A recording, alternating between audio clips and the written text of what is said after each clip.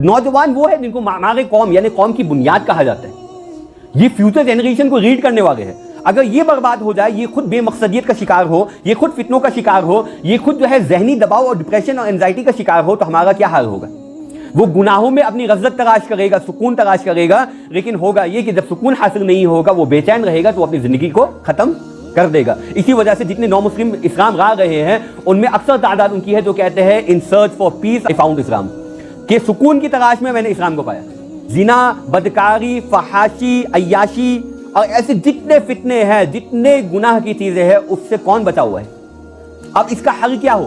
اگر وہ شخص جو ہے یہ کہنے لگ جائے کہ میری زندگی، میرا معاملہ، میرا عمل، گناہ ہوگا تو مجھے ہوگا، عذاب ہوگا تو مجھے ہوگا، جہنم جانا ہوگا تو مجھے ہوگا، تو یہ کیا ہمارے لیے کافی ہوگا؟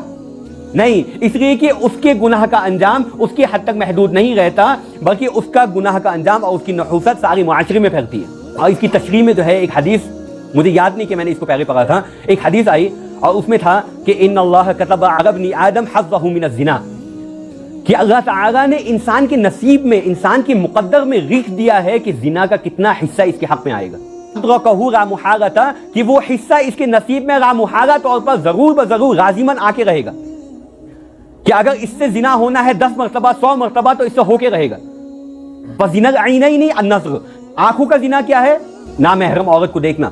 ایسے فرمایا زنا اللسان کیا ہے؟ المنطق، ایسی باتوں کا کہنا، فحش باتوں کا کہنا جس دل میں جو ہے مزہ آئے اور لذت محسوس ہو. اس کے بعد فرمایا والنفس تتمنى وتشتهي، اور یہ نفس جو ہے نا یہ تو خواہش بھی کرتا ہے، آرزو بھی کرتا ہے زنا کی چیزوں کے بارے میں، وہ خواہش بھی کرتا ہے کہ زنا کرے، آرزو بھی کرتا ہے کہ زنا کرے.